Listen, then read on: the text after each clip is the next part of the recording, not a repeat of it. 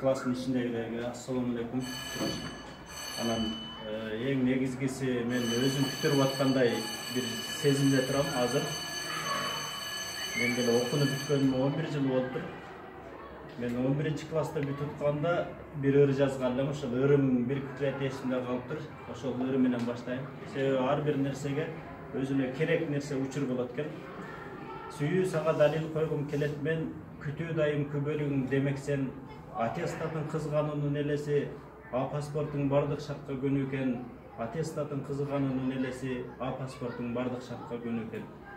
Демек, жашоодо кайсы бир нерсени аныктап турса, бул сүйүүнүн, жашоонун паспорту ошол жашоонун шартына көнүү. Кыйынчылык болсо ага да көнүү, бактылык болсо аны да көтөрө билүү.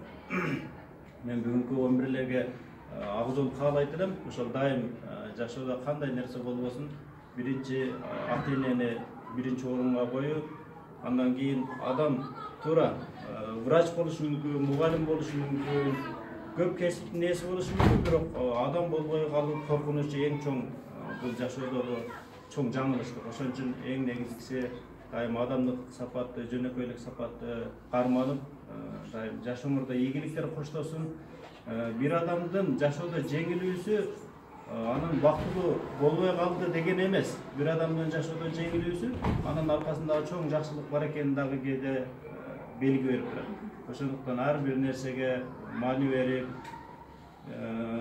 жашоону эч качан жасалмалуулук жактырбайт. Бирөө жасалмалуу сүйлөсө деле жиниң келе берет, жасалмалуу өзүнө жарашыксыз кийинип алса деле жиниң келе берет. Демек, жашоо өзүң кандай болсоң, ошондой жашоого көрүн дейт го.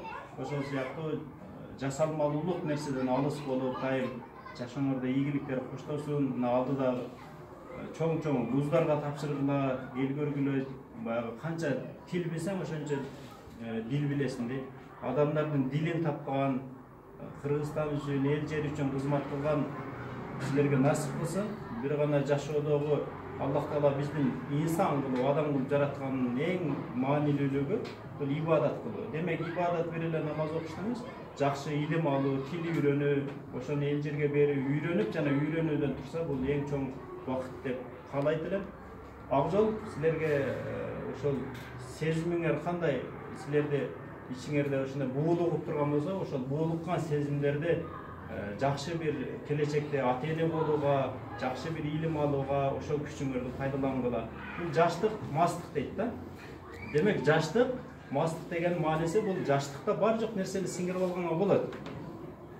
Жаштыкта футбол ойнай аласың, волейбол ойнай аласың, бар жок нерсени ойлоно аласың. Эртең убакыт өткөндөн эчтеке ойнай албай калышы мүмкүн. Ошон үчүн бар жок нерсебиз, тилибиз, ыгыбыз, денебиз бар жок нерсеге шай келип, ык келип турганда ойногула, күлгүлө, билим алгыла, бирок ошол инсандык чектен чыгып кетпестен жашоонун бир даамын сезип жашагыла демекчимин.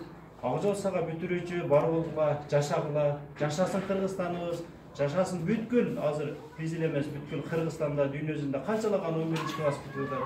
Мен бар жогун ак жол каалайт элем. Эч качан жашоодо жаңылбагыла, жаңылсаңар аркага кайткыла. Дайым ак жол каалайм силерге бүтүрүүчү.